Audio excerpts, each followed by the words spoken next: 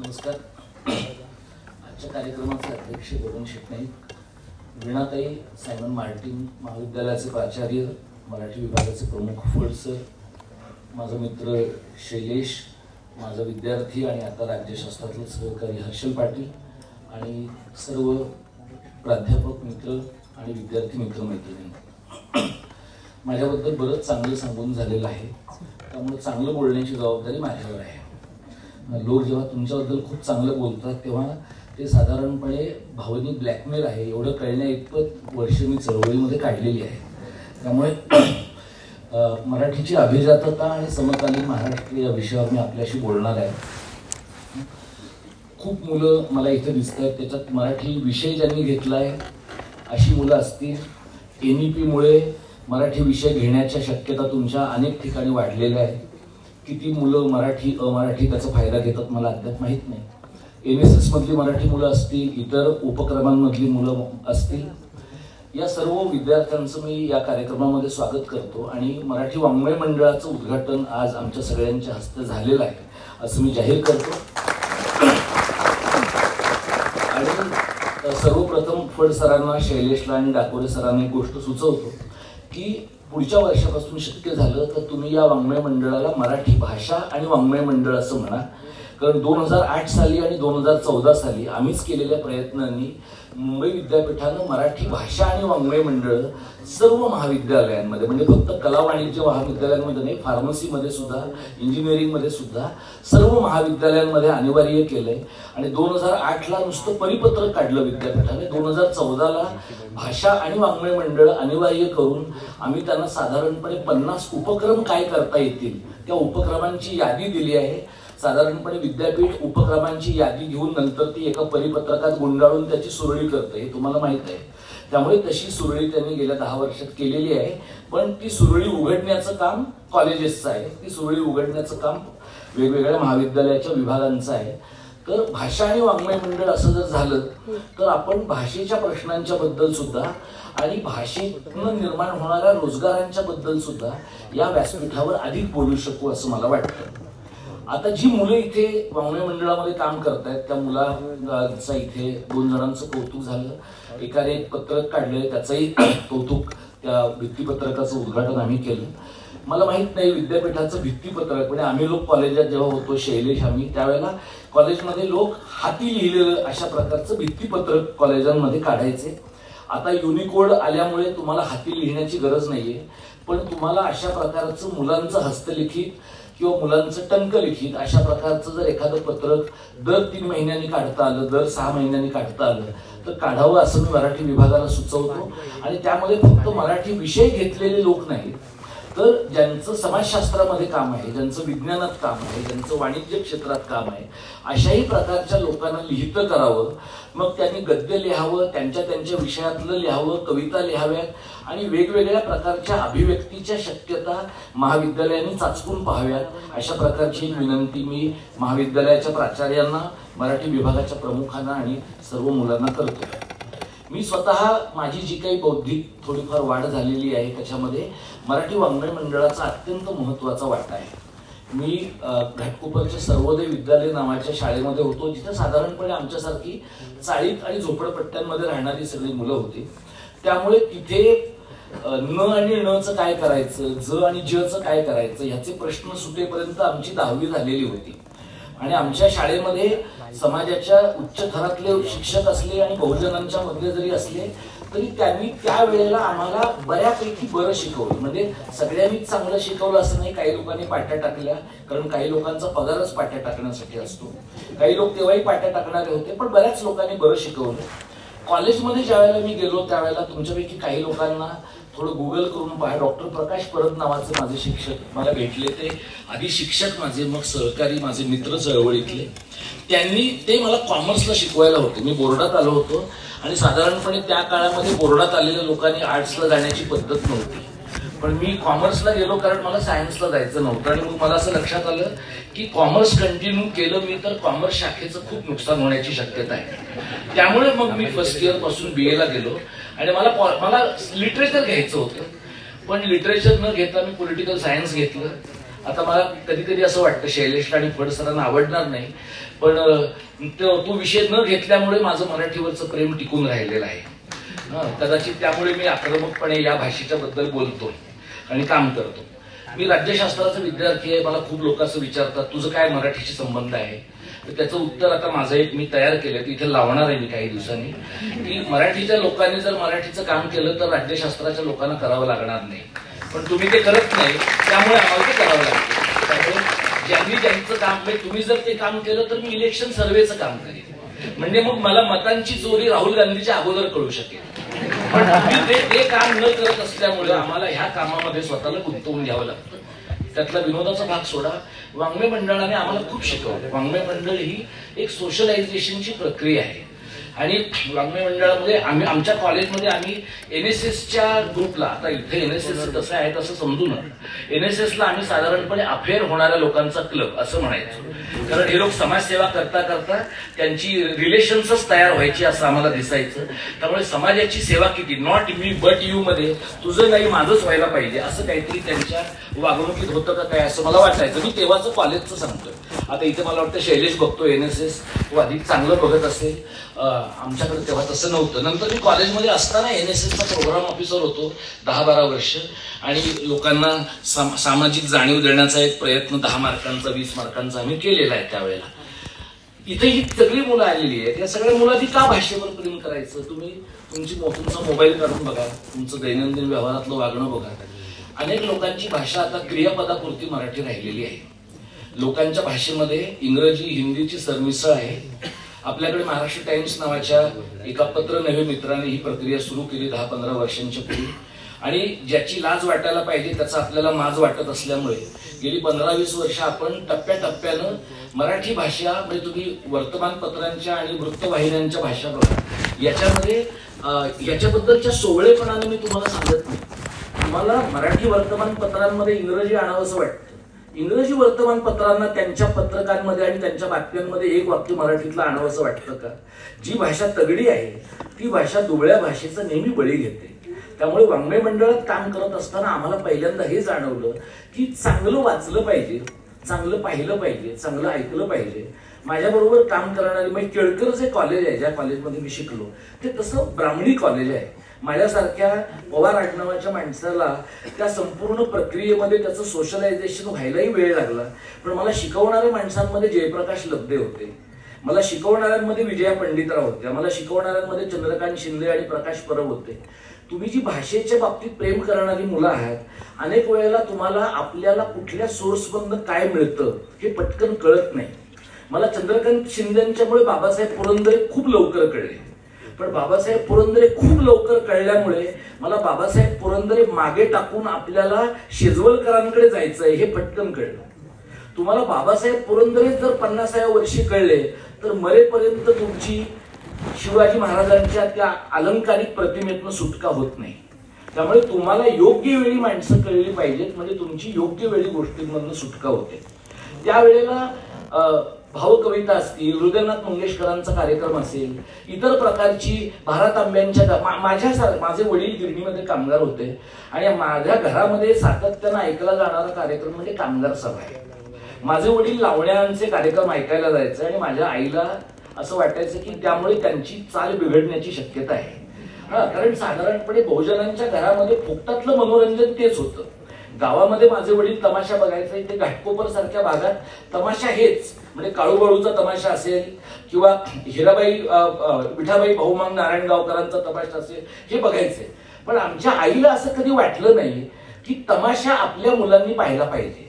म्हणजे तिच्या डोक्यात हे पक्क होतं की तमाशा बघून आपल्या नवऱ्याची एक रात्र फुकट जाते, मुलांचं आयुष्य फुकट जाण्याची शक्यता आहे. हे खरं नाहीये. पण हे गावातनं तुम्ही शहरामध्ये येता त्यावेळेला तुम्ही काय सोडता काय धरता या सगळ्या प्रक्रियेचा हा भाग आहे.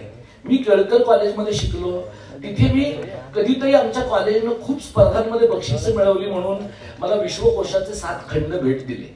विश्वकोशाचे 7 खंड भेट देणं हा माझ्या आयुष्यामध्ये झालेला महत्वाचा बदल आहे.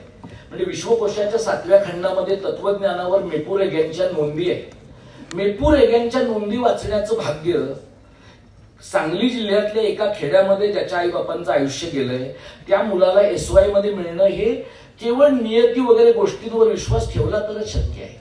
या गोष्टी मी वाचल्या आणि मेपूर एरियांना मी दादरला राजा शिवाजी मध्ये एक अभ्यास मंडळ चालायचं, तिथे मी मसू पाटलांच्या बरोबर एकदा भेटायला गेलो. आणि मेपूर तुम्हाला माहिती आहे लेंगा आणि शर्ट घालणारे असं चालताना बघितलं तर हा माणूस आता जसे विंदा लोकांना दिसायचे, भाजी आणायला जाताना मासे आणायला जाताना तसे मेपू होते. म्हणून मी गेल्या गेल्या फारच मोठा माणूस म्हणून मेपूंच्या पाया पडलो. मेपूंनी माझ्याकडे कमालीच्या तुच्छतेने पाहिलं आणि ते म्हणले की हे काय चालवलंय. म्हणजे मेपूंना हे कळत होतं की ते त्या दिवशी बौद्ध दर्शनावर बोलले. 3 व्याख्यानं त्यांनी बौद्ध दर्शनावर दिली. आणि त्याच्यानंतर मला वाटतं काही दिवसांनी मी गंगाधर पाटलांच्या घरी गेलो, जयप्रकाश लब्ध्यांच्या बरोबर. तेव्हा मला कळलं की माणसांच्या घराच्या भिंतींना पुस्तकं पण लागलेली असू शकतात. घराच्या भिंती पुस्तकांनी भरलेल्या आहेत. तिथं सौंदर्य मीमांसेवर, सोस्यूरवर, देरिदावर प्रकाश परब आणि गंगाधर पाटील काय बोलले ते मला कळलं नव्हतं. मला फक्त एवढं कळलं की सोस्यूर आणि देरिदा नावाची काहीतरी भानगड आहे जी ह्या माणसांना कळते आहे आणि यथावकाश आपल्याला कळायला पाहिजे. त्याच्यानंतर काही दिवसांनी आम्ही तेंडुलकरांकडे गेलो. तुम्ही तेंडुलकर ज्यांनी फोटो पाहिले ते कमी भाग्यवान आहेत. ज्यांनी तेंडुलकरांना असं याची देही याची डोळा पाहिले ती माणसं म्हणजे प्रचंड भाग्यवान माणसं आहेत. तेंडुलकर हा असा स्वर्गीय ताकद असलेला माणूस होता. तेंडुलकरांना साहित्य संघामध्ये मी ऐकलं, तेंडुलकरांच्या घरी ऐकलं. तेंडुलकरांची नंतर मुलाखत मी आणि माझ्या एका सहकारी मुलीने घेतली. विजय तेंडुलकरांसारखा माणूस, विंदा करंदीकरांसारखी माणसं माझ्या आयुष्यामध्ये वाङ्मय मंडळ नसतं तर येऊच शकली नसते. हे वाङ्मय मंडळाचं माझ्या आयुष्यातलं योगदान आहे. मी कॉलेजमध्ये शिकलो आणि मग सोमया कॉलेजमध्ये मी गेलो. तर सोमया कॉलेजमध्ये अशी पद्धत होती की मराठीचं काम मराठीच्या शिक्षकांनीच करायचं आहे. ते एका अर्थाने माझ्या पथ्यावर पडलं. त्यामुळे वाङ्मय मंडळात आमचे मित्र होते वीणा सानेकर आणि अभिजित देशपांडे. त्यांना फक्त मदत करणं आणि त्यांना त्यांच्या कार्यक्रमांना जाणं याच्या पलीकडे मराठीची सेवा करण्याचा योग सोमया कॉलेजमध्ये माझ्या आयुष्यात आला नाही. कारण आमचं अल्पसंख्याकांचं मॅनेजमेंट आहे. त्यामुळे तिथे राज्यशास्त्राच्या माणसाला मराठीतलं काही कळू शकेल याच्यावर कोणाचाही विश्वास नव्हता. त्यामुळे त्यांनी ते सगळं मराठीच्या लोकांवर सोपवलं. त्यामुळे मी ते मराठी वाङ्मय मंडळ जिथे मी शिकलो आणि हे मराठी प्रबोधन जिथे मी लोकांबरोबर काम केलं आणि इतर कॉलेजांमध्ये वाङ्मय मंडळ ही गेल्या अनेक वर्षांमध्ये पाहिली.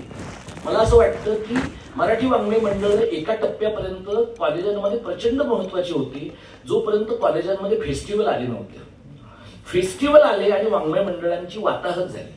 फेस्टिवल्समुळे 3 मिनिटाच्या वादविवाद स्पर्धा, 3 मिनिटाचं वक्तृत्व, 10 मिनिटाचा निबंध असल्या फालतू आणि इव्हेंटफुल गोष्टी कॉलेजांमध्ये वाढल्या. मुला मुलींना त्या का आवडतात? कारण टी शर्ट घालायला मिळतात, पोकलायला मिळतं आणि शिक्षकांचं शून्य नियंत्रण राहतं. पैसे गोळा करायला जायला मिळतं आणि त्यातून मुलांचं सक्षमीकरण होतं असा कॉलेजेसचा समज आहे. त्यामुळे ह्या सगळ्या प्रक्रियेत वाङ्मय मंडळ गेल्या 25-30 वर्षामध्ये प्रचंड वाताहत वाङ्मय मंडळांची झाली आहे. अनेक कॉलेजेसमध्ये वाङ्मय मंडळांना पैसे देताना कॉलेजेसच्या प्राचार्यांचा हात आखडता असतो. तुमच्या कॉलेजात ते नाहीये ही भाग्याची गोष्ट आहे.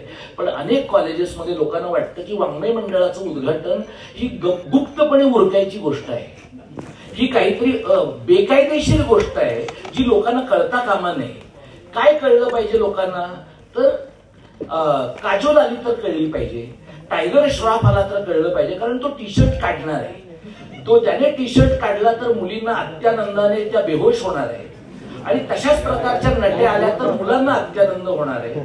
त्यामुळे डोकं नावाचा अवयव कॉलेजेस मधल्या माणसांना असावा, मुलांना, असं गेल्या 25 वर्षातल्या वाङ्मयीन सांस्कृतिक विश्वामध्ये आपण मानत नाही. या वातावरणात 200 मुलं कार्यक्रमामध्ये येतात. लाईट चालू नाहीये इथे बऱ्याच वेळेला, तरी सुद्धा मुलं थांबतात आणि वक्त्याचं ऐकतात किंवा किमान वक्त्याला तसं वाटतं. तर हे मला माझ्या दृष्टीने फार महत्वाची गोष्ट आहे. हे मी तुम्हाला वाङ्मय मंडळाच्या बद्दल सांगितलं. मी भाषेच्या अभिजाततेबद्दल तुमच्याशी बोलणार आहे. माझी ओळख शैलेशने करून दिली. त्याच्यामध्ये मराठीच्या गेल्या आंदोलनाचा त्याने उल्लेख केला. मराठीचं जे आंदोलन गेले 3-4 महिने आम्ही करतो आहोत आणि गेली 20 वर्ष आम्ही मराठी अभ्यास केंद्र नावाची संस्था चालवतो. बराच काळ लोकांना हे पटवून देण्यामध्ये आमचा गेला की मराठी भाषेचं काहीतरी बिघडलं आहे, मराठी समाजाचं काहीतरी बिघडलं आहे, मराठी शाळांचं काहीतरी बिघडलं आहे आणि ते बिघडवण्यामध्ये आपण सगळे सारखेच जबाबदार आहोत. बऱ्याचदा आम्हाला विशेषतः साहित्यिक मंडळींनी असं सांगितलं की मराठीचं जे काही वाईट आहे ते शहरात चाललेलं आहे, गावात सगळं व्यवस्थित आहे. गावात का व्यवस्थित होतं? कारण विशेषतः कवी लोकांना गावांमध्ये चांगली कवी संमेलनाची बिदागी मिळत होती, संध्याकाळी दारू प्यायला मिळत होती. त्याच्यामुळे कवीच्या दृष्टीनं गावामध्ये कवितांचे काय प्रॉब्लेम नव्हते, भाषेचे काही प्रॉब्लेम नव्हते. जे लोक त्यांना बिदाग्या देत होते त्यांनीच सीबीएसई आयसीएसई बोर्डाच्या शाळा काढून जिल्हा परिषदेच्या सगळ्या शाळा संपवून टाकल्या महाराष्ट्रामधल्या. हे आपल्या साहित्यिक मंडळींना का कळलं नाही? बहुतेकांची मुलं मराठी माध्यमात गेली नाही. मराठी शाळेमध्ये शिकवणाऱ्या, मराठी विषय शिकवणाऱ्या अनेकांची मुलं मराठीमध्ये गेली नाही. तुमचं पोट मराठीवर चालतं ही तुमची प्राथमिक जबाबदारी आहे तुमची भाषा जपण्याची. हे आपल्याकडे अनेक लोकांनी केलं नाही. मला हे का बोलता येतं? कारण मी भाषेचं काम करताना माझ्या मुलीलाही मराठी माध्यमाच्या शाळेत घातलं, ती पदवीधर झाली आणि आज मला जाणवतं की मातृभाषेतनं तुम्ही शिकलात की तुमच्या दोन्ही भाषा चांगल्या होतात. इंग्रजी भाषेतनं शिकल्यानंतर तुमच्या दोन्ही भाषांची वाट लागते, फक्त ते कळायला 15 वर्षांचा कालावधी लागतो. हे तुमच्यापैकी जी अनेक मुलं, आता मी धेडगुजरी हा शब्द का वापरत नाही कारण धेड हा जातीवाचक शब्द आहे, पण अशा प्रकारची मिश्र भाषा ही लोक जेव्हा बोलायला लागतात तेव्हा त्या लोकांच्या भाषेमध्ये कुठल्याही प्रकारचं प्रभुत्व भाषेचं राहत नाही. अशा प्रकारचं जवळपास किमान भाषिक प्रभुत्व असलेल्या समाजामध्ये आपल्याला लोक आपण अशा काळात जगतोय की जिथे मराठीला अभिजाततेचा दर्जा मिळाला. सुरेश भटांची कवितेची ओळ आता आम्ही आतमध्ये येत असताना तुम्ही इथे ऐकवली. अनेक कवींना एकत्र, अनेक लेखकांना, गायकांना एकत्र घेऊन कौशल इनामदारने तो लाभले आम्हाचं भाग्य बोलतो मराठीचा प्रयोग केलेला आहे. आता असं झालेलं आहे लाभले आम्हाचं भाग्याचं की 27 फेब्रुवारी आणि 1 मे मी बरेचदा हे म्हणालेलो आहे की हे मराठीचं काम करणाऱ्या लोकांचे बैलपोळ्याचे दिवस आहेत. या 2 दिवशी लोक पहाटे पहाटे स्टेटस ठेवतात लाभले आम्हाचं भाग्य बोलतो मराठी. एकदा ते स्टेटस ठेवलं की नंतर मराठीचा आपल्या जीवनामध्ये पूर्ण हकालपट्टी करायला आपण मोकळे होतो. हे स्टेटस ठेवणं, हे स्टेटस ही एक ऑटोमेटेड फॅक्टरी आहे. हे डिफॉल्टवर चालणारी गोष्ट आहे, त्याच्यासाठी तुम्हाला काही करावं लागत नाही. आता लाभले आम्हाचं झाल्यानंतर लोकांना आणखी 4 नव्या कविता सुचतात आणि मग तुम्ही भाषेवर प्रेम करण्यासाठी 4 कविता लिहिणं हीच एक महत्वाची गोष्ट आहे असं अनेक लोकांना वाटतं. मराठी भाषेला गेल्या वर्षी अभिजात भाषेचा दर्जा मिळाला. तो अभिजात दर्जा मिळवण्यासाठी आपल्या सरकार, राज्यामधली वेगवेगळी सरकार साधारणपणे गेली 14 वर्ष प्रयत्न करत होती. काँग्रेसचे मुख्यमंत्री पृथ्वीराज चव्हाण यांनी पहिल्यांदा अर्ज पाठवला, मग फडणवीस मुख्यमंत्री झाले, मग ठाकरे झाले, मग शिंदे झाले, मग पुन्हा फडणवीस होण्याच्या अगोदर 2024च्या निवडणुकीच्या अगोदर सरकारने अभिजाततेचा दर्जा जाहीर केला. त्या 2-4 दिवसांमध्ये जर तुम्ही सोशल मीडियाचं विश्लेषण केलं तर मराठी समाजाला एवढा प्रचंड टोकाचा आनंद त्या 4 दिवसांच्या अगोदर फार कमी काळ झालेला आहे. त्यामुळे मराठीला अभिजाततेचा दर्जा मिळाला, आता आपले सगळे प्रश्न सुटलेले आहेत असं मानून त्या 4 दिवसांमध्ये मराठी लोकांनी प्रचंड आनंद व्यक्त केला. आणि हरी नरके आणि रंगनाथ पठारे यांच्या समितीचा अहवाल आहे. तुमच्यापैकी जे अभ्यासू आहेत, ज्यांना सर इंटर्नशिप मध्ये किंवा नंतर कुठेतरी प्रोजेक्टमध्ये एखाद्या ग्रुपला अशा प्रकारचा अहवाल अभ्यासाला देता येणं शक्य असेल तर द्या. तो अहवाल मी वाचला आहे, मराठीतला इंग्रजीतला वाचलेला आहे. त्या अहवालामध्ये मराठी 2000 वर्ष जुनी भाषा आहे. सातवाहनांच्या गाथा सप्तशतीपासून मराठीचा उगम होतो अशा प्रकारची मांडणी आहे. म्हणजे आधी आपण महानुभावांपर्यंत जाऊन थांबत होतो, आता आपण हाल सातवाहनाच्या गाथा सप्तशतीपर्यंत गेलो. आणि त्यातनं काय झालं की आपली कॉलर टाईट झाली. आपली भाषा 2500 वर्ष जुनी आहे. आपण काहीच न प्रयत्न करता भाषा आपोआप जुनी झाली. याचा जो एक सामूहिक आळसातनं निर्माण होणारा आनंद आहे तो मराठी लोकांना गेल्या नोव्हेंबर पासून आतापर्यंत झालेला आहे. आपल्याला लोकांनी सांगितलं की दरवर्षी मराठीला 300 ते 500 कोटी रुपये मिळणार आहेत. फुकटचे पैसे मिळाले तर फुकट ते पौष्टिक या न्यायाने आपल्याला काहीच प्रॉब्लेम नाही. म्हणून मराठी लोकांना प्रचंड आनंद झाला. विद्यापीठातल्या प्राध्यापक मंडळींना आनंद झाला की सेमिनार जास्त करता येतील, जास्त लोकांना जेवायला घालता येईल, जास्त ISBN नंबरची पुस्तकं काढता येतील, API स्कोर पण जास्त वाढेल. म्हणजे अबौद्धिक वाटणाऱ्या बौद्धिक कृती अशा खूप मोठ्या प्रमाणामध्ये तुम्हाला करता येतील. गेल्या 9 महिन्यामध्ये तुमच्यापैकी जे चौकस आहेत त्यांनी गुगलवर चेक करून बघा, मराठीला 1 रुपया सुद्धा मिळालेला नाहीये. आणि तमिळ, तेलुगू, कन्नड ज्या भाषांना 2013च्या दरम्यान दर्जा मिळाला आहे त्यांना जास्तीत जास्त 5 कोटी रुपये गेल्या 10 वर्षामध्ये मिळाले. ते सुद्धा रडून रडून मिळालेले आहे. मराठी लोकांच्या तुलनेमध्ये तमिळ, तेलुगू आणि कन्नड हे आक्रमक लोक आहेत. त्यांचा भाषिक स्वाभिमान आपल्या किमान दसपट आहे. कारण आपण भाषिक स्वाभिमानाची अमुक अमुक किंमत आम्ही बाजारात विक्रीला तयार आहोत, अशा प्रकारच्या पाट्या लावूनच मराठी लोक फिरत आहेत. तशी काही तमिळ आणि तेलुगू लोकांची अद्याप परिस्थिती नाही. तरीही त्यांना का नाही पैसे मिळाले? कारण भाषेच्या अँटिक्विटी बद्दल पैसे मिळतात, भाषेच्या प्राचीनतेच्या संशोधनासाठी पैसे मिळतात. तुम्ही असं म्हणाल की मराठीला अभिजाततेचा दर्जा मिळाला, आता आम्हाला समुद्र किनारी 25 मजल्याचं मराठी भाषा भवन बांधायचं आहे, द्या 500 कोटी रुपये, असं कोणी पैसे देत नाही. अशा प्रकारचं नॅरेटिव्ह गेली 15 वर्ष भारतामध्ये महाराष्ट्रामध्ये लोकांनी तयार केलं. सर्व राजकीय पक्षांनी हे आम्ही केलं, हे आम्ही केलं, हे आम्ही केलं असं म्हटलं. भारतीय जनता पक्षाच्या लोकांनी म्हटलं की मोदीजी नसते तर हे झालंच नसतं. पण मे महिन्याच्या निवडणुकीत जर भाजपचा दारुण पराभव झाला नसता आणि नोव्हेंबर महिन्यामध्ये दारुण पराभव होणार आहे अशी भीती वाटली नसती तर मराठीला अभिजात दर्जा मिळण्याची 2024 साली काही शक्यता नव्हती. त्यामुळे भाजपला त्यांच्या पराभवाची भीती वाटणं, दारुण पराभवाची भीती वाटणं हे मराठीचं थोडं थोडं भलं होण्याचा एक मार्ग आहे. जितकी तुम्ही त्यांना दहशत बसवाल त्यांच्या पराभवाची, तितकं त्यांच्या पोतडीमधनं मराठीचं काहीतरी सुटत जाईल. तुमच्यापैकी जे कोणी लोक 2014च्या नंतर मिळालेल्या स्वातंत्र्याचे भक्त असतील त्यांच्या भावना माझ्यामुळे दुखावल्या जाण्याची शक्यता आहे. तेच माझं काम आहे, तुमच्या भावना दुखवाव्यात आणि भारताला 1947 साली स्वातंत्र्य मिळालेलं आहे ही एक किमान माफक गोष्ट विद्यार्थ्यांना कळावी, हा माझ्या अभिजाततेच्या बोलण्या पलीकडचा आणखी एक हेतू आहे. आता आपण गेली वर्षभर या सगळ्या भाषेच्या संबंधात काम करतोय. काय परिस्थिती आहे मराठी भाषेची? मराठी भाषेची स्थिती अशी आहे की मराठी शाळा प्रचंड वेगाने बंद पडत आहे. गेले 2 महिने आम्ही माहीम मधल्या एका मराठी शाळेला वाचवण्यासाठी प्रयत्न करतोय. त्या शाळेची दुरुस्ती महापालिकेनं 6 वर्षापूर्वी केली आहे, पण महापालिकेचं काम इतकं दिव्य आहे की 6 वर्षातच ते पडू शकतं. मुंबई महानगरपालिकेचाच आदर्श महाराष्ट्रातल्या इतरही महानगरपालिकांनी घेतलाय. म्हणून आपण काय म्हणतो, आपण रायगडावर चालत जातो आणि पायऱ्याने जाताना सेवेसी तत्पर हिरोजी इंदुलकर असं लिहिलं की आपल्याला वाटतं बापरे, शिवाजी महाराजांचं PWD डिपार्टमेंट फारच ग्रेट होतं, म्हणजे ते फारच चांगलं काम करत होते. हे काम शिवाजी महाराजांचं PWD डिपार्टमेंट 300 वर्ष चालू शकणारं काम करतं. त्याच महाराष्ट्रामध्ये PWDचे रस्ते 5 वर्ष टिकत नाहीत, त्याच महाराष्ट्रामध्ये शाळा 5 वर्ष टिकत नाही. ही शाळा 6 वर्षापूर्वी दुरुस्त झालेली, ऑक्टोबर महिन्यापूर्वी त्यांनी C1 कॅटेगरीतली म्हणजे धोक्यातली आहे असं जाहीर केलं. 4,500 मुलं शिकत होती. ती मुलं मराठी, हिंदी, कन्नड आणि उर्दू या 4 भाषांची आहेत. ती मुलं यांनी माहीम पासून 5-5 किलोमीटर लांबच्या शाळांमध्ये या जून पासून फेकून दिली आणि शाळा बंद केली. गेले 2 महिने या शाळांमध्ये चिन्मयी, सुमित, मी आणि आम्ही सगळे जाऊन भांडतोय. तिथं आम्ही गेलो की सिक्युरिटीवाले येतात, तिथं आम्ही गेलो की पोलीस येतात आणि ही बिल्डिंग पडेल असं सांगतात. तर आम्ही त्यांना म्हटलं की जर ही बिल्डिंग पडणार असेल तर तिच्या संरक्षणासाठी जो माणूस बसवलाय त्याच्या डोक्यावर नाही का पडणार? आम्ही तर ऑकेजनली येतोय, तो कायम बसलाय, मग असं कसं शक्य आहे की त्याच्या डोक्यात पडणार नाही आणि आमच्याच डोक्यात पडेल? मग आम्ही महापालिकेच्या आयुक्तांना पत्र लिहिलं, 2 पत्र लिहिली त्यांना. आता काय झालंय की अशी पत्र लिहून खाजगी ठेवता येत नाहीत तुम्हाला, ती तुम्हाला व्हायरलच करावी लागतात, कारण त्याशिवाय सरकारमधल्या लोकांना लाजच वाटत नाही. मग आम्ही ती पत्र व्हायरल केली. तर मला आयुक्तांच्या कार्यालयामधून असं विचारलं गेलं की ही शाळा जर पडली तर ह्याची जबाबदारी तुम्ही घेणार का?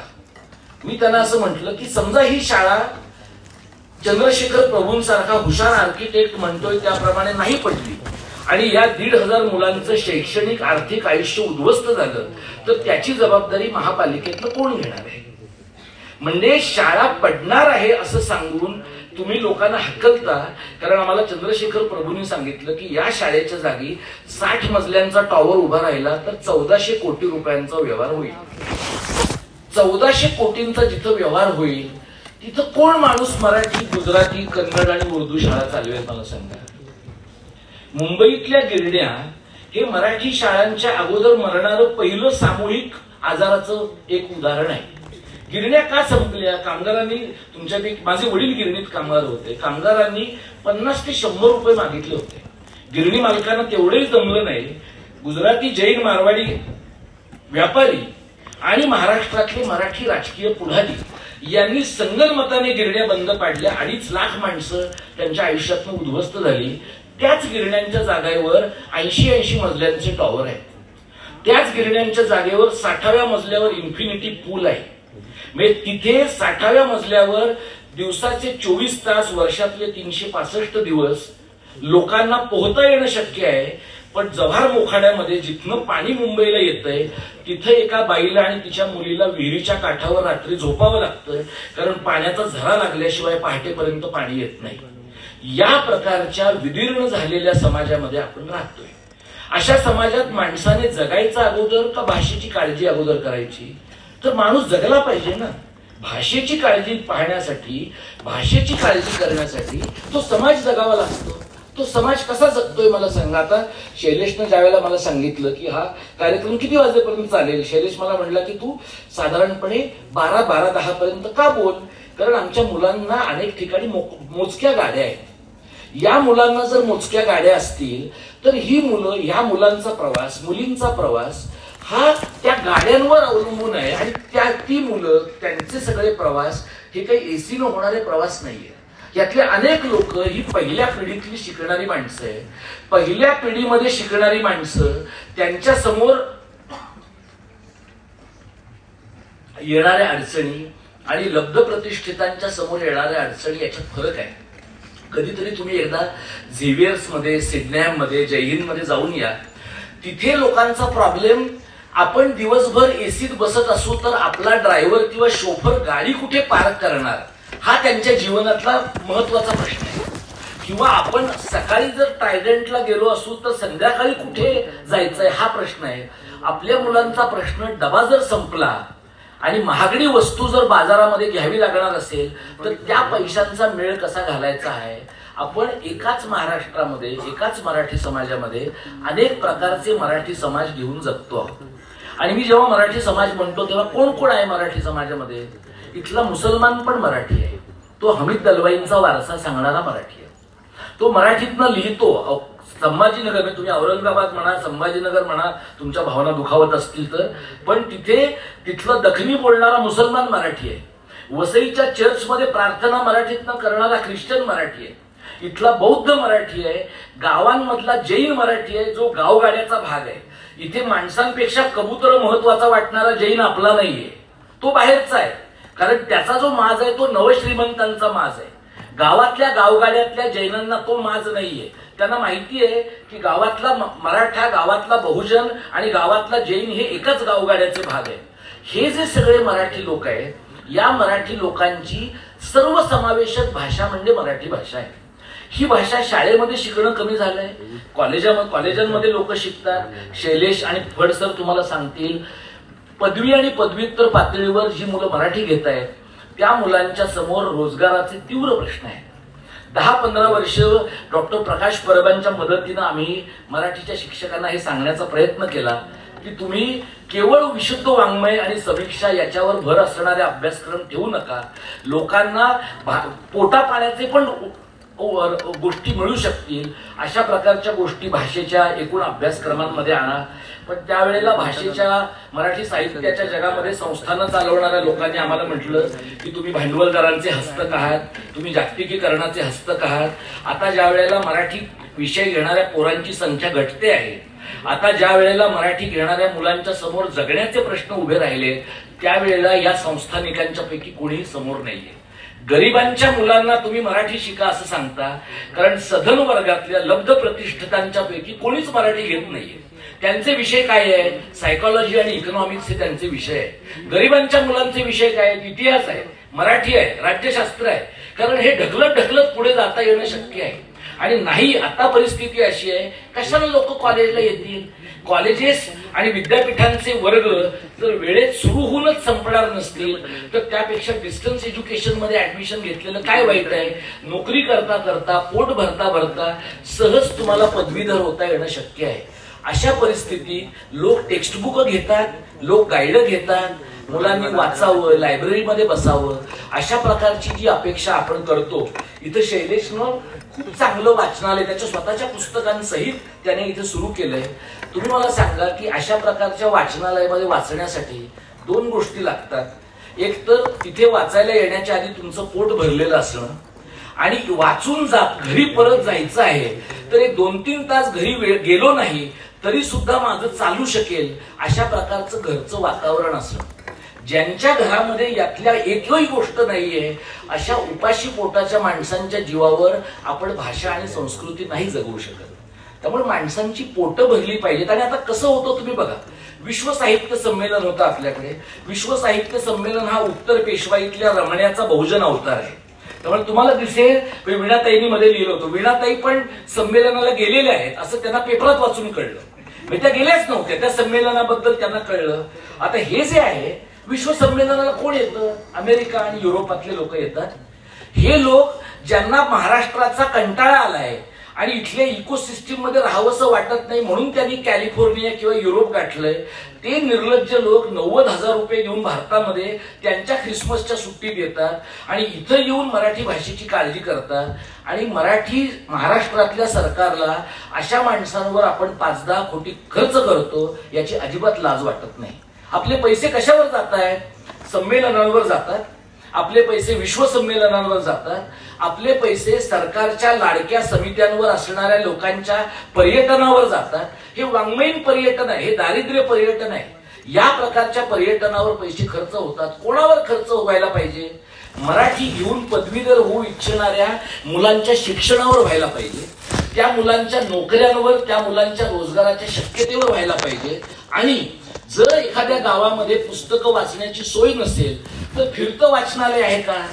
कुसुमाग्रज प्रतिष्ठान सारखी एखादी वाचनाची पेटी त्या गावामध्ये देता येणं शक्य आहे का? अशा प्रकारच्या प्रयोगांचा विचार आपण करत नाही. त्या प्रकारच्या प्रयोगांचा विचार जर आपण केला तर मला असं वाटतं की आपण मराठी समाजाच्या बद्दल, मराठी भाषेच्या बद्दल काही एक बरा विचार करू शकू. 1-2 गोष्टी मला विद्यार्थ्यांशी मला बोलायच्या अशा आहे की मराठी भाषेवर प्रेम करावं असं मुलांना वाटण्यासारखं काय कारण आहे आजच्या घडीला? अनेक लोकांना असं वाटतं की आपण नाही राहायचं महाराष्ट्रामध्ये. ज्यांना परवडत आहे असे लोक आपल्या मुलांना आधी पदवीनंतर भारताच्या बाहेर पाठवायचे, आता 12वी नंतर पाठवतात. तुम्ही चेक करा, डेटा पहा तुम्ही. लोक 12वीच्या नंतर आपल्या मुलांना बाहेर पाठवतात. आणि देशाच्या बाहेर पाठवणं जमलं नाही तर राज्याच्या बाहेर तर नक्की पाठवतात. तिथे बंगलोरला पाठवतील, हैदराबादला पाठवतील. विशेषतः आयटीच्या क्षेत्रामध्ये जर लोकांना करिअर करायचं असेल तर. आणि लोक कर्ज काढतायत त्याच्यासाठी. म्हणजे जसं तिथं कर्ज काढतायत तसं इंग्रजी माध्यमाच्या सीबीएसई बोर्डाच्या शाळेमध्ये मुलांना घालण्यासाठी मोलकरणींच्या पातळीवरचे लोकही कर्ज काढतात. आणि मग समाजातले उच्चवर्णीय आणि उच्चवर्गीय लोक काय म्हणतात, मोलकरणींची मुलं जर इंग्लिश मिडियमला जातात तर आम्ही का नाही घालायचं? याचं उलट उत्तर असं आहे की मोलकरणींनी तुमच्याच घरात पाहिलेलं आहे की इंग्रजी माध्यम स्वीकारलं तर उत्कर्ष होतो. तुमचं बघून त्यांनी शिकलेलं आहे.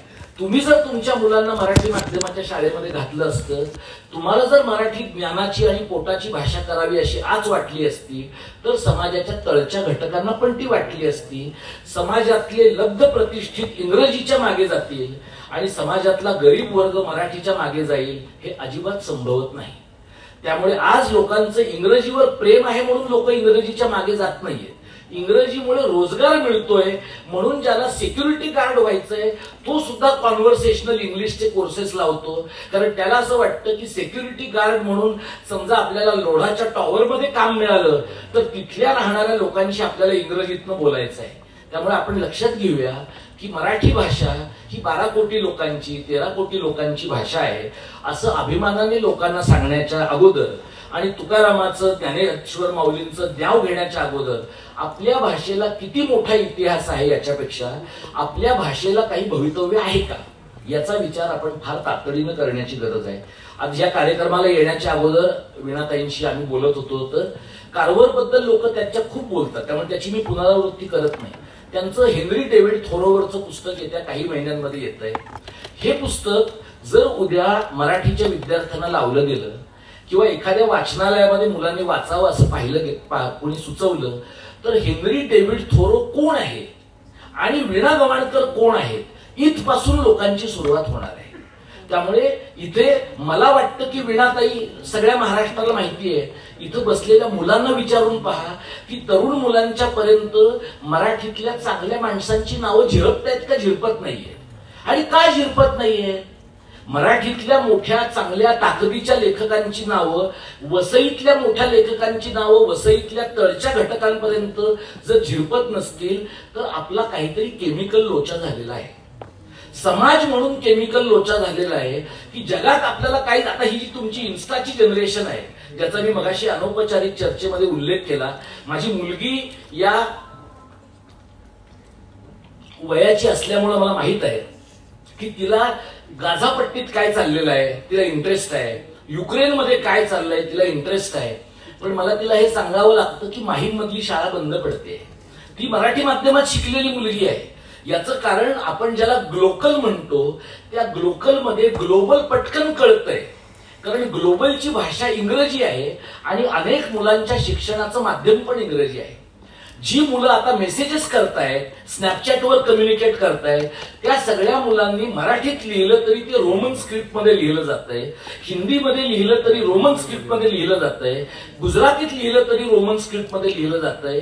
भाषा नंतर मरेल, लिपी अगोदर मरणार आहे. ह्याचं तुम्ही काय करणार मला सांगा. तुम्ही टीव्ही चॅनलवर बातम्या वाचणाऱ्या लोकांचं मराठी पहा, आकाशवाणीच्या FM चॅनलवर बोलणाऱ्या लोकांचं मराठी तुम्ही पहा. आपल्या कानात शिसं होतावं असं आपल्याला वाटायला लागतं. आता ह्याच्याबद्दल काही बोललं की लोक म्हणतात तुमचा दृष्टिकोन फारच ब्राह्मणी आहे, तुम्ही फारच प्युरिटन आहात. अरे पण त्या माणसाला सलग एकच वाक्य, म्हणजे आता मी स्टेशनवरनं येताना दोन मराठी मुली एकमेकींशी बोलताना एक मुलगी, अगं पण ते मला रिअलाइजच होत नाहीये असं म्हणत होते, मला हे कळत नाहीये असं म्हणणं काही अगदीच रॉकेट सायन्स सारखं आहे का? पण नाही. का होतंय? कारण आपल्या भाषेच्या रचनेमध्ये, सिंटॅक्समध्ये, शब्दप्रयोगांमध्ये अत्यंत गंभीर अशा प्रकारचे बदल झाले. आम्ही हिंदीच्या सक्तीला केलेल्या विरोधाचं कारण ते आहे. इंग्रजीने मराठी भाषा गिळंकृत करतच आणली आहे. हिंदी भाषेचं व्याकरण आणि मराठीचं व्याकरण याच्यातलं साधर्म्य वैधर्म्य लक्षात घेता आजच वृत्तवाहिन्यांवर किंवा तुम्ही टीव्ही चॅनलच्या मालिकांमध्ये बघा, मी तुझी मदत करतो असं वाक्य लोक म्हणतात. मी तुझी मदत करतो हे मराठी वाक्य नाहीये. मैं तुम्हारी मदत करता हूं या हिंदी वाक्याचा तो घाणेरडा मराठी अनुवाद आहे. पण हे इथे असलेल्या 80% लोकांना मी तुझी मदत करतो हे मराठी वाक्य वाटतं. फोन केल्यानंतर समोरचा व्यक्ती व्यस्त आहे, याच्यात समोरचा तो व्यक्ती नसून ती व्यक्ती आहे हे आणखी 2-4 वर्षांनी तरुण मुलांना कळायचं बंद होणार आहे. म्हणजे त्या व्यक्तीचं जेंडर मेलच आहे, पुरुषच आहे असंच तुम्हाला फोनवर बघून वाटणार आहे. याच्यामुळे टप्प्याटप्प्याने तुमच्या भाषेतली बोलण्याची पद्धत, लिहिण्याची पद्धत, म्हणजे असे अनेक लोक मला माहिती आहे की ज्यांना ही, ती आणि मी हे शब्द ऱ्हस्व लिहिलेले मी पाहिलेले आहे. आता हे ब्राह्मणी आहे का? इंग्रजीमध्ये पत्रव्यवहार करताना तुम्हाला स्पेल चेकर येतो, तुम्हाला ग्रामरली किंवा ग्रामरली प्रीमियम येतं आणि तिथे कुणी असं म्हणत नाही की तुम्ही काय ब्रिटिशांचे बाप आहात का, का तुम्ही एवढं शुद्ध इंग्रजी लिहिता. तुम्ही लिहिता तेव्हा प्रमाण इंग्रजीमध्ये लिहिता. मी तुम्हाला शुद्ध आणि अशुद्ध या ब्राह्मणी नॅरेटिव्ह बद्दल सांगत नाही, मी तुम्हाला प्रमाण आणि अप्रमाण भाषेच्या बद्दल सांगतो. कुठल्याही भाषेमध्ये सार्वजनिक व्यवहार जर वाढायचा तर भाषेचं प्रमाणीकरण व्हायलाच लागतं. म्हणजे तुम्ही वसईमध्ये राहताय, वीणाताई मराठीमध्ये लिहिताय, पण वसईच्या बोलीमध्ये लिहित नाहीये, त्या प्रमाण मराठीत लिहिताय. उद्या जर तुम्ही म्हणलात की त्याशिवाय तुमची वसईवरची निष्ठा सिद्धच होणार नाही, तर त्या जे लिहितील ते उर्वरित महाराष्ट्राला अनुवादित करून सांगावं लागेल. म्हणजे काही एक गोष्ट आहे. लक्ष्मण मानेंचं तुम्ही उपरा वाचा, त्यामध्ये कैकाड्यांची भाषा आहे. कैकाड्यांची भाषा उर्वरित महाराष्ट्राला कळायला किंवा दया पवारांच्या साहित्याची भाषा उर्वरित महाराष्ट्राला कळायला 20-25 वर्षांचा कालावधी जावा लागला. का जावा लागला? कारण लोकांनी मेहनत केली. आता लोकांना दया पवार कोण आहेत माहिती नाहीये, आता लक्ष्मण माने कोण आहेत लोकांना माहिती नाहीये, आणि मराठी साहित्याच्या विद्यार्थ्यांना माहिती नाहीये. बाहेरच्या लोकांच्या दृष्टीनं तर आपली जी वाचन संस्कृती आहे, तुम्ही किती लोक तुमच्यातले गावामध्ये जातात आणि गावात वाचनालय आहे का नाही पाहतात मला माहित नाही.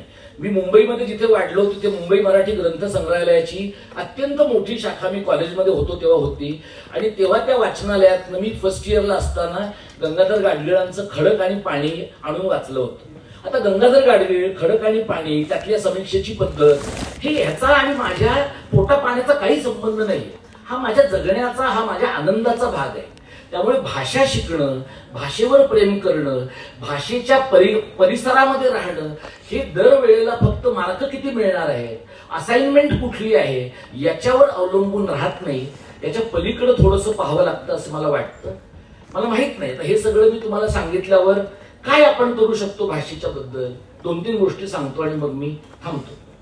अधिक वाचलं पाहिजे लोकांनी, हे खरं आहे. आणि वाचायला पाहिजे म्हणजे काय, लोक असं म्हणतात हो ते व्हॉट्सअपवर आलं होतं ते मी वाचलेलं आहे. व्हॉट्सअपवर आलेलं होतं ते वाचल्यामुळेच गेल्या 11 वर्षात देशाचं वाटोळं झालेलं आहे. त्यामुळे पहिल्यांदा व्हॉट्सअपवर जे येतंय ना ते वाचायचं बंद करा. व्हॉट्सअपवर जे येतं ते पहिल्यांदा मार्क झुकरबर्ग नाही, मार्क जुबेर ऑल्ट चेकवाला, त्याला विचारून घ्या की हे बरोबर आहे का, हे कोणाचं तरी नॅरेटिव्ह आहे, ते वाचा आणि मग ठरवा की त्याच्यात काय खरं आहे काय खोटं आहे ते तुम्हाला. आणि मग ते वाचताना इंग्रजीतलं जसं वाचाल तसं मराठीतलं वाचून पहा. आणि तुम्ही रील्स पाहत असाल, तुम्ही शॉर्ट्स पाहत असाल आणि आपल्या बोटांना म्हणजे अक्षरशः बोट झडून जातील एवढ्या वेगाने मुलं स्क्रोल करताना दिसतात. म्हणजे माझी मुलगी तर मला रोबो झाली आहे असं वाटतं काही वेळेला, की ती पहिल्या 5 मिनिटांमध्ये साधारणपणे 10 गोष्टी ती करत असते. त्यावेळेला ती माझं ऐकते आहे असा माझा समज करून देते, पण त्यावेळेला तिचं काहीतरी वेगळं चाललंय. तुमच्या अटेन्शन स्पॅनचं वाटोळं झालेलं आहे. हे जर तुम्हाला आता कळलं नाही तर आणखी 10 वर्षांनी त्याच्यात दुरुस्ती करण्याची काही शक्यता राहणार नाही. मुलं आता आमच्याकडे येणारी परीक्षेतली उत्तर सुद्धा छोटी छोटी लिहायला लागली, कारण बोट दुखतात लोकांची लिहून. लोकांना व्हॉट्सअपच्या मेसेजेसच्या रेंज मधलंच लिहावं असं वाटतंय. हे अत्यंत भीषण आणि भयावह आहे. तुम्ही जर दीर्घ लिहिलं नाही, म्हणजे भाषेचे प्रश्न असतील, सामाजिक शास्त्रांचे असतील, लोक 8-10 पानांची उत्तरं एकेकाळी लिहायचे. मी काही तो काळ रम्य होता, गेला तो भव्य काळ अशा प्रकारचं म्हणत नाही. लिहिणं, विचार करणं, चिंतन करणं हे कोणत्याही भाषेची ताकद वाढवणारा घटक आहे. हे करता येणं शक्य आहे का तुम्हाला पहा. तुमच्या शिक्षकांशी बोला, तुमच्या इतर विद्यार्थ्यांशी बोला. तुम्ही ज्या गावात राहत असाल, ज्या भागात राहत असाल तिथे एखादं वाचनालय आहे का, तिथे एखादी ऍक्टिव्हिटी करता येईल का पहा. आणि सगळ्यात महत्वाची गोष्ट म्हणजे तुम्ही महाराष्ट्रामध्ये आहात, तुम्ही गुजराती भाषेत असाल, तुम्ही उत्तर भारतीय असाल, तुम्ही तमिळ असाल, तुमची व्यापक आयडेंटिटी महाराष्ट्रीय ही आहे.